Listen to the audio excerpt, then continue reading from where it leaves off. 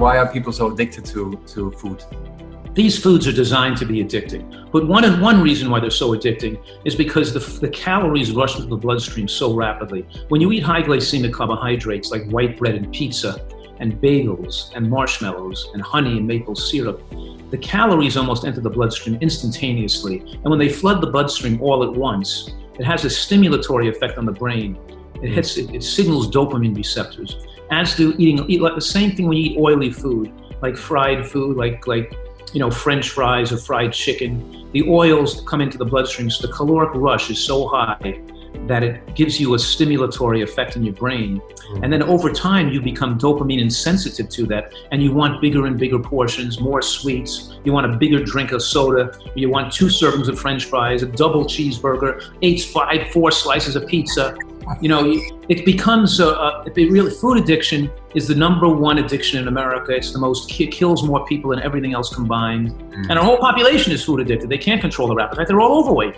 They weren't, so they know they shouldn't be that overweight. Then people know that fat on the body is not healthy for them. And then they rationalize, because once the brain is involved and the primitive brain is taking over behavior, where you're working to make money to stimulate the brain with alcohol or with drugs or with food, then you're no longer the decision maker. Your addictions are making the choices for you, and fulfilling your addictive needs has an effect to control your behavior and your thought processes. You're not as creative, you're not as intelligent, you're not as innovative, you can't be as kind, as thoughtful, caring, a husband, a father, a brother, a worker, you're not going to be the full person you can be. To the extent you're an addict, to that extent you've divorced yourself from your life, and you're divorcing yourself from being the creative person you could have become. So what I'm saying right now is that addictions are controlling, and they can be very powerful in some people. And unfortunately, some people who are sick because of their food addictions, they can't get out on their own. They can't get out of this vicious cycle of addiction. They need help.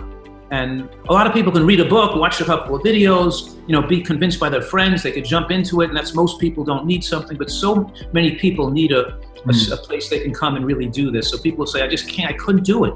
And now, give you an example. This one woman, I think she weighed over 350 pounds, but she lost 50 pounds when she was at the retreat, but in the year she went out, she lost 150 the year she was left on her own.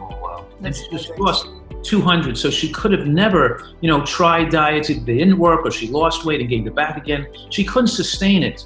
But now she wouldn't consider eating any other way for the rest of her life. The whole purpose is teaching people that we can eat a delicious tasting diet that'll keep us free of disease, of cancer and heart attacks and strokes and dementia. We can make it enjoyable, and it's a no-brainer to do this would be crazy. You'd have to be insane to want to commit suicide with food if you're enjoying this just as much and you've lost your addictive triggers anymore, and you feel great doing this. And the fog lifts off these people's brains. They just feel fantastic, and their personalities change.